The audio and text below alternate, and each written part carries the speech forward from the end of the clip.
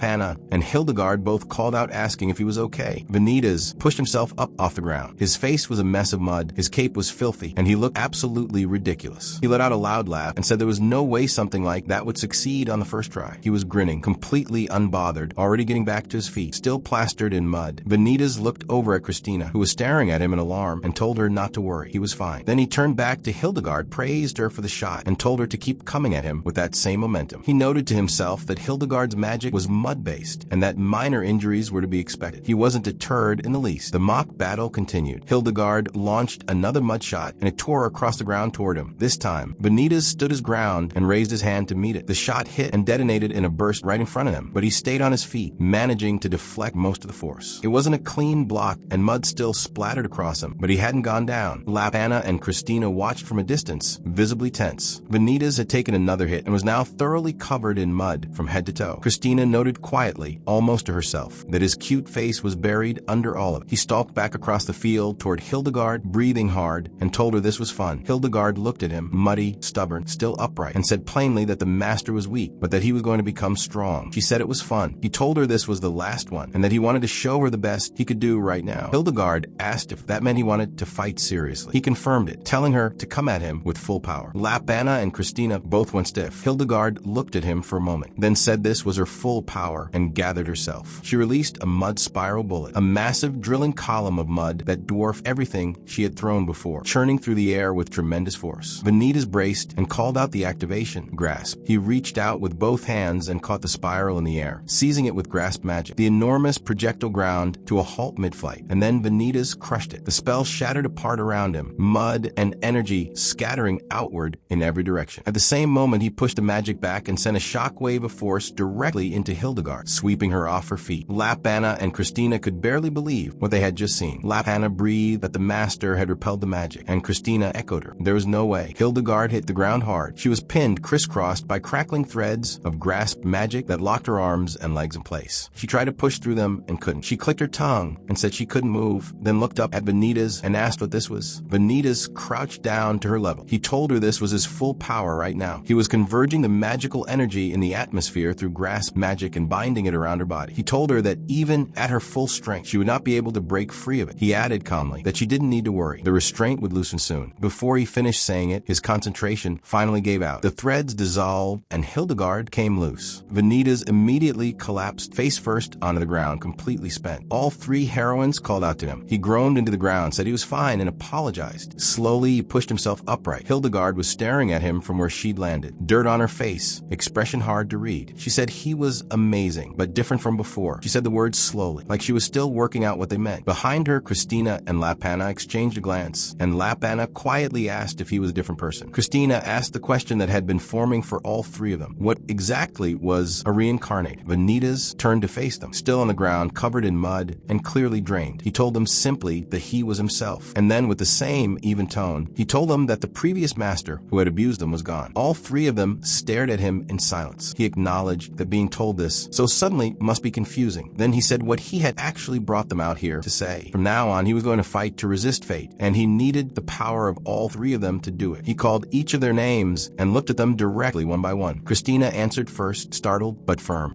Anna followed a beat later. Hildegard answered last, open and immediate, and said she was in. He told them he thought there were still many things they didn't understand, but that he wanted them to come with him. He told them he was counting on all three of them from now on. The four of them sat together on the ground, muddy and exhausted, and for the first time there was something different in the air between them. Not the wariness and flat-eyed distance of that first meeting, but something quieter and warmer. After the mock battle, Vanitas had gone to his parents and revealed the truth, that he was a reincarnator inhabiting their son's body. His father had been confused at first, and his mother had been too. But in the end, they accepted every word he said and allowed him to continue living as Vanitas. A few days passed. His father called him out for tea, over the table. His father mentioned that the maids in the mansion had already been talking among themselves, saying the young master had changed changed. He asked Vanitas with quiet amusement whether that was a good thing. Vanitas watched a maid nearby flinch as his hand briefly drifted toward her out of reflex, and inwardly acknowledged the problem. The old Vanitas, his father said, had been a storm of verbal abuse and violence. Now the maids apparently described the improvement as being treated politely, with only a little incidental bottom touching. Vanitas noted quietly that he was not trying to be liked. The previous Vanitas must simply have treated them terribly. His father agreed, but then shifted tone. He said, however, and paused over his tea, that Vanitas had changed after losing news. The reason the original Vanitas had become that villainous noble, he explained, was apparently because he had lost his biological younger brother long ago. Vanitas absorbed this quietly. The novel had not mentioned any brother. This was a piece of Vanitas' real past that existed only in this world, outside anything he had read. His father then changed the subject. He told Vanitas that the arrangement for the magic instructor he had requested had been completed. Vanitas sat up. He had been thinking about this since the mock battle with Hildegard. In that fight, he had managed to activate grasp magic, the ancient magic considered impossible to learn, but he knew he was still far too weak to beat the protagonist, protect all three heroines, and survive what the novel had written for this body. He needed to master grasp magic properly, and for that, he needed to learn from someone with genuine depth. He asked if it was really done, and his father confirmed it. He asked if Vanitas wanted to meet them now. Of course, Vanitas said. His father told the maid to bring the teacher in. While they waited, his father mentioned that the instructor was an acquaintance from his own student days. Vanitas turned that over. An acquaintance from his father's student days would have to be a magic user of considerable skill. The maid returned and announced the guest had arrived. The figure who stepped into the room looked young. Hair, eyes, built almost identical to Vanitas' own, though the atmosphere was different, softer. Vanitas stared and the person looked back and said simply, "Me?" Vanitas asked who they were exactly. His father said it was about time and addressed them as teacher. The figure who had been wearing Vanitas' face confirmed it, and Vanitas' father explained what he was seeing. One of this instructor's innate attributes was transformation magic, and they had arrived at the mansion already wearing it. The face Vanitas had been looking at was his own. She dropped the disguise and introduced herself. Her name was Ashley Strayfall, and she was the one asked to be his instructor. Vanitas had known from the library books that transformation attribute magic existed in this world, but he had not known it could replicate another person's appearance this completely. His father had addressed her as teacher, and she had called him Ernst Cohen, a casual, familiar form. Vanitas processed that and asked Ashley directly whether the last time they had met was over 20 years ago. Ashley confirmed it had been a long time. Vanitas' mind went to Lapana, who was a beastkin. In this world, species with lifespans far longer than humans existed. If Ashley had known his father since student days and still looked like this, she was not human. He asked carefully whether she might be an elf. Ashley smiled and said it was a secret, though she added with mild satisfaction that she was much older than Ernst Cohen. She walked with them through the mansion, and his father filled in more of her background. She had been active in the Ministry of Magic during the Empire's turbulent times, leading a unit responsible for intelligence and reconnaissance. She had earned the alias Phantom Ashley and had undoubtedly contributed to the peaceful era the Empire now enjoyed. She was, as his father put it, a person of many mysteries. Vanitas found his interest sharpening. A user of transformation magic who had been operational in the Empire's intelligence corps. That was not someone he had known about from a novel at all. Ashley told him she wanted to see a little of his magic before they got started. They agreed to head to the training grounds, and the three heroines spotted them passing. Christina asked from a distance whether that was their master walking beside a woman. Out on the training grounds, standing opposite each other, Ashley began to talk. She had heard about him from Ernst Cohen. She said the previous Vanitas had been notorious enough that even in the distant imperial capital, people knew the name. In the Lindblum territory and beyond, he had committed every kind of cruelty. She said plainly, he was a bad boy. Vanitas held that without flinching. He understood it was true, even if it wasn't him who had done those things. Ashley then asked him directly. He wanted to learn grasp magic, right? The legendary magic that no one had been able to master until now. She asked what he intended to do with it after mastering it, and warned him plainly that wielding grasp magic might cause him to be shunned. She said the wielder of grasp magic might face that same fate. Vanitas asked her to explain what she meant. Ashley told him about her experience,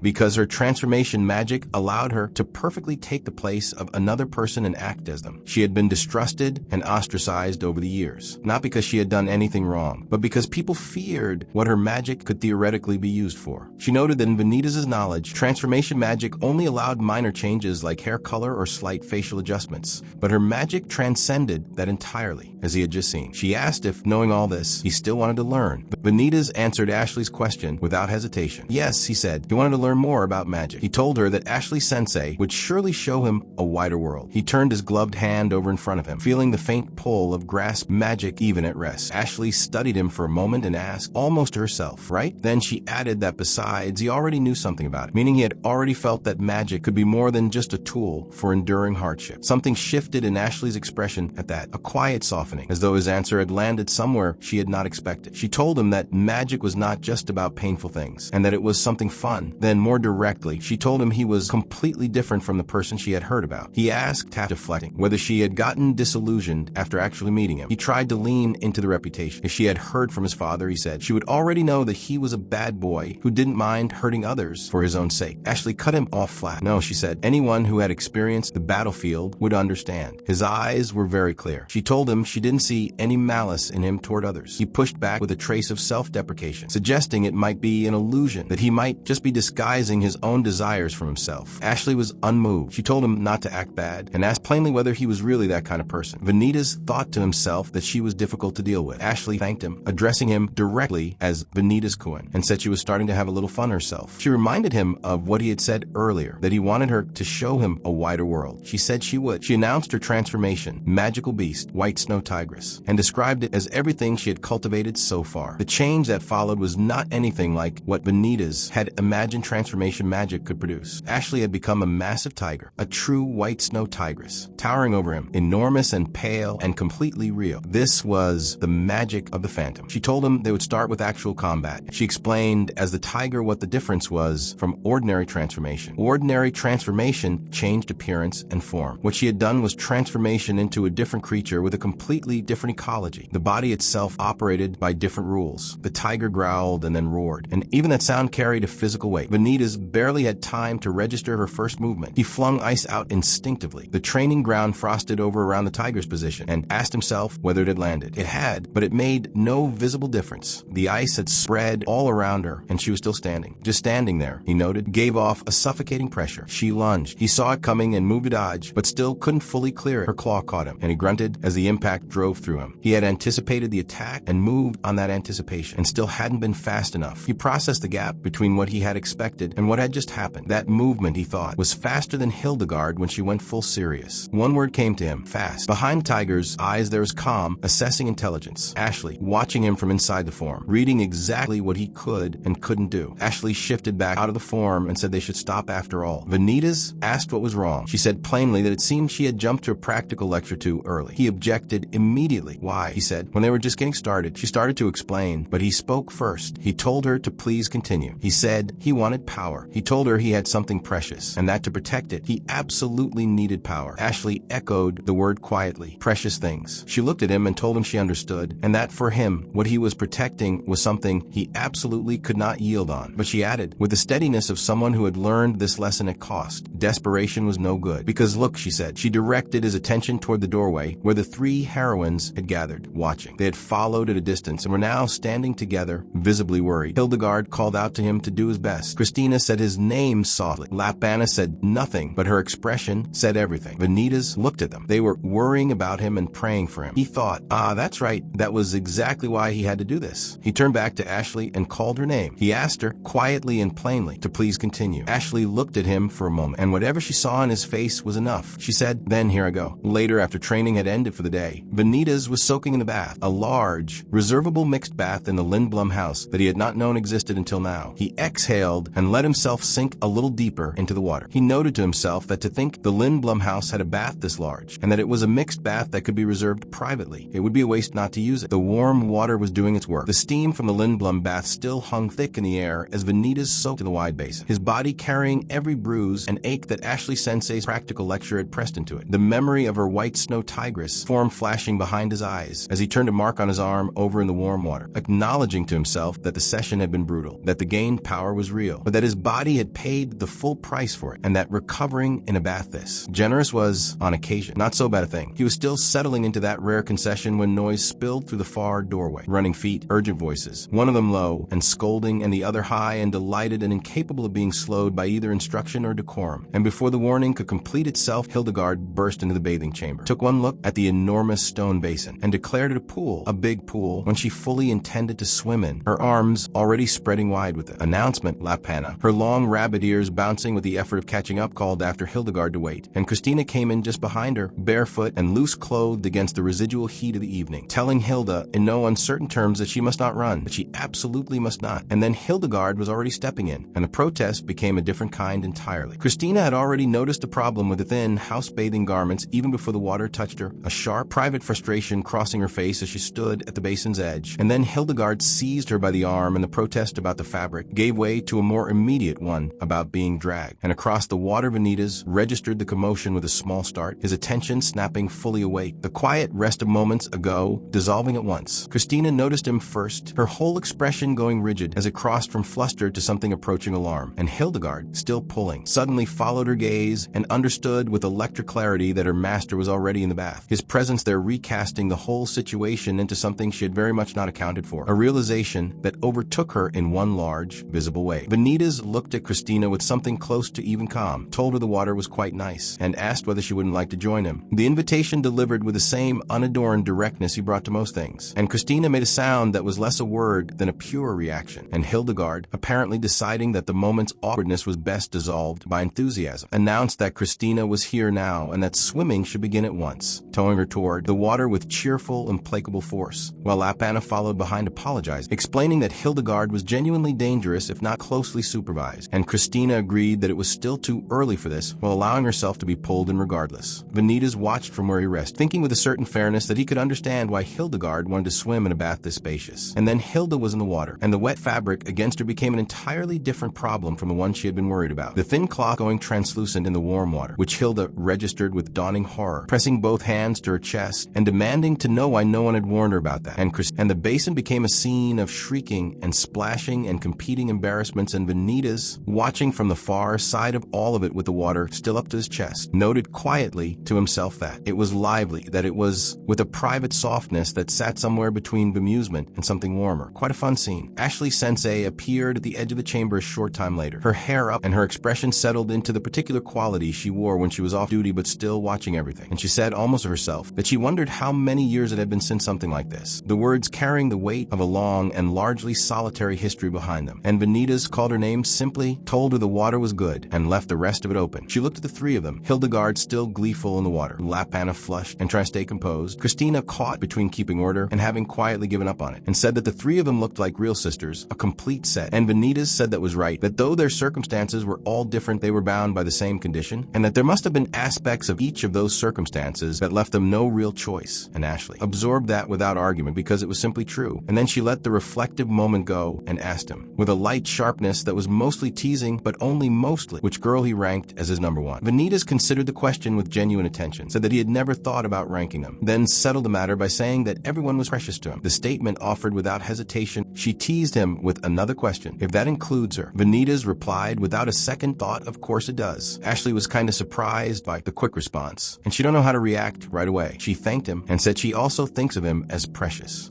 The lively mood broke sharply when Hildegard suddenly went limp against the basin's edge, her eyes unfocused, the overheating from too much vigorous play in hot water catching up with her all at once. And Ashley said the obvious thing with practiced composure, that it seemed Hilda had gotten dizzy, and told Lapana to come help while she took charge of her. And Lapana went immediately and earnestly, the two of them gathering Hildegard up and moving her to rest, and the splashing and noise drained out of a room with them that left Vanitas and Christina alone together in the quiet the others had vacated, the steam settling, the water barely moving. And Vanitas said her name and asked if mind washing his back. She asked if that was an order. Vanitas told her it's not. She was not forced to do anything. She decided to do it, and then she began washing his back with a worried expression and asked if he could tell her one thing. Why does he put so much effort in his lectures with Ashley Sensei, even though there was a risk of death in it? He asked if she came here to ask that question from the beginning. She nodded and said she don't understand his true intentions. Vanitas stated that this world was a place that had magic and monsters, thieves and murderers, a place where even he could lose his life at any point. And he said that was precisely why he wanted power, not as an end, not for his own satisfaction, but as a means, the power to protect what was precious to him. And he would pay whatever price that required, and he could bring as much effort to it as the task demanded.